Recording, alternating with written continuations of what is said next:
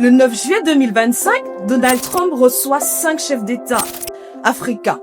Une photo officielle, quelques sourires, des félicitations et des promesses de coopération. Mais à y regarder de plus près, les amis, cette scène soulève plus de questions qu'elle n'apporte de réponses. Pourquoi ces 5 pays précisément? Pourquoi maintenant? Et surtout, que cherchent vraiment les États-Unis, ou plutôt Donald Trump en Afrique? C'est tout de suite dans Chanel Décrite.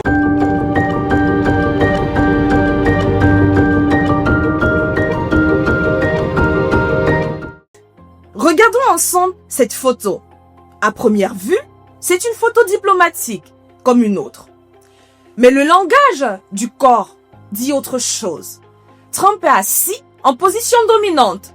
Les présidents africains se tiennent debout, dans une posture presque scolaire. L'un d'eux déclare même que Trump mérite le prix Nobel de la paix. Le lauréat pour le prix Nobel de la paix, je ne vois pas d'objection. Sans être prétentieux, je pense que le président Trump le mérite pour les efforts déjà qu'il a fait pour la paix à travers le monde. Trump félicite un autre pour son anglais parfait et lui demande où il a appris à parler ainsi. We are committed to that and we just want to thank you so much for this opportunity. Well, thank you in such good English, such beautiful. Where did you learn to speak so beautifully?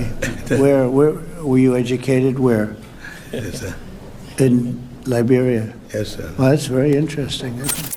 Un commentaire pour certains condescendants qui rappelle plus un maître complimentant un élève qu'un allié s'adressant à un père, on a pu lire dans la presse. Tout cela peut sembler anecdotique. Mais les amis, en diplomatie, les gestes, les silences, les mots mal choisis sont souvent révélateurs d'un déséquilibre structurel. Alors, on peut s'interroger, est-ce une rencontre d'égal à égal ou un rappel de hiérarchie entre puissances dominantes et pays invités? Officiellement, cette rencontre porte sur la coopération sécuritaire, les investissements et la paix en Afrique. Mais dans les faits, la géopolitique ne se résume jamais à ce qui est dit dans les communiqués de presse. Regardons les faits. Ces 5 pays, Mauritanie, Gabon, Sénégal, Libéria, Guinée-Bissau, ont en commun la façade atlantique. Tous ces pays bordent l'Atlantique. Ce n'est pas anodin, les amis. Les États-Unis veulent préserver un accès direct et sécurisé à des partenaires sur la côte ouest africaine. Face à la montée en puissance, on a pu le voir, des bases navales chinoises, russes et turques dans la zone. Avec l'Atlantique comme couloir d'accès, ces pays deviennent des points d'ancrage potentiels dans la nouvelle guerre des ports.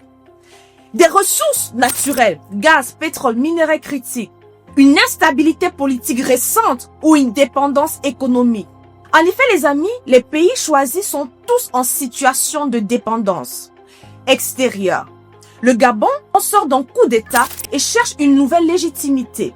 La Mauritanie reste sous assistance sécuritaire étrangère, avec un risque djihadiste élevé. La Guinée-Bissau connaît une instabilité chronique et dépend de ses relations bilatérales pour survivre. Le Libéria, fragile économiquement, mise sur les États-Unis comme principal soutien. Le Sénégal, malgré sa stabilité institutionnelle, subit de fortes tensions sociales et un besoin urgent d'investissement post-élection. Trump le sait.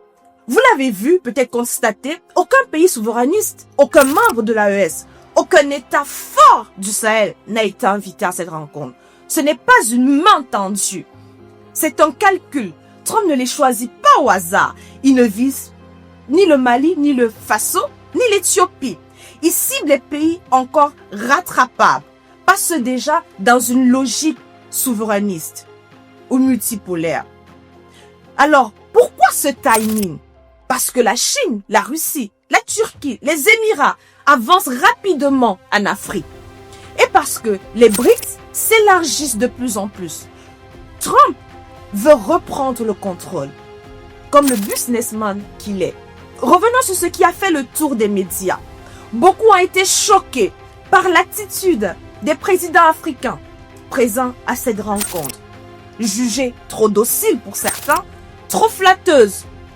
Mais pourquoi tant de précautions vis-à-vis de Trump, on a pu se demander.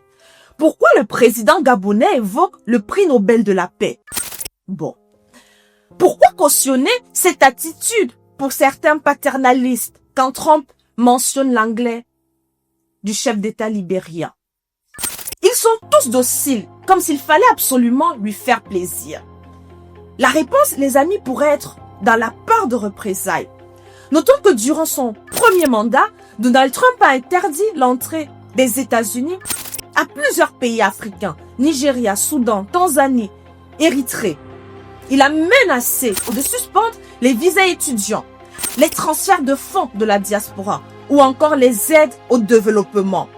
Or, pour beaucoup de nos pays africains, la diaspora représente parfois jusqu'à 10% du PIB via les envois de fonds. Le visa américain reste une ressource politique, sociale, économique, parfois même vitale.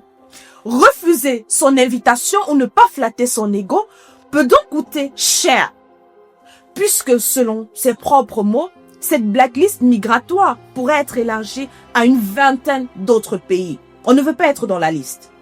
Alors, peut-on encore parler de diplomatie ou est-on face à une relation asymétrique fondée sur le levier migratoire et financier? Et dans ce contexte, les gestes de soumission sont-ils vraiment volontaires ou sont-ils les symptômes d'un système diplomatique sous chantage permanent? J'ai eu envie de le dire. Derrière les discours sur la paix et la stabilité, il y a un intérêt très concret, les ressources stratégiques. Prenons un exemple, le conflit entre la RDC et le Rwanda. Trump veut s'imposer comme médiateur, officiellement pour la paix. Mais les vrais trésors, ce sont les mines du Nord Kivu, notamment à Rubaya, indispensables aux smartphones, satellites, batteries, ordinateurs. Actuellement, la Chine domine ces filières via des partenariats stratégiques et des entreprises d'État. Trump veut ainsi empêcher cette hégémonie chinoise. Il ne veut pas stabiliser la région, non, par humanisme. Il veut enfermer l'accès aux minéraux dans des accords favorables aux intérêts américains. La paix devient alors une stratégie d'accès, pas un objectif en soi. Cette rencontre, pour certains, est également un événement de politique internationale. On pourrait y voir une volonté de reconstruire son image sur la scène internationale. Image souvent controversée. Rappelons que le président américain a soutenu Israël sans réserve dans le conflit à Gaza, provoquant des critiques très vives sur le plan international. Il a proposé une paix expéditive dans la guerre Russie-Ukraine. Irréaliste pour certains. Il a relancé une guerre commerciale avec la Chine via de nouvelles taxes douanières, suscitant la colère de plusieurs alliés européens. Sa stature aujourd'hui de paix est contestée et pourtant il désire ardemment le prix Nobel de paix qu'il revendique depuis son initiative avec la Corée du Nord. Se positionner aujourd'hui comme le pacificateur du conflit RDC-Rwanda, se faire acclamer par des présidents africains comme celui qui vient négocier en businessman, pas imposer comme à l'époque coloniale, cela sert son storytelling et le rapproche de cette volonté de recevoir le prix Nobel de la paix. On comprend alors pourquoi le président gabonais a prononcé ces mots. Ce n'était pas une improvisation. C'était une stratégie de flatterie, bien pensée. Cette rencontre soulève plus de doutes que de certitudes. Était-ce un échange stratégique, une opération d'image, un début de partenariat ou un simple moment de soumission géopolitique dans un monde en recomposition? L'Afrique est-elle invitée ou convoquée? Est-ce un partenariat d'égal à égal ou une répétition de l'ordre ancien? Ce qui est sûr, c'est que cette scène n'est pas neutre. À vous donc les amis. Qu'avez-vous perçu derrière cette rencontre, ces images qu'on nous a présentées?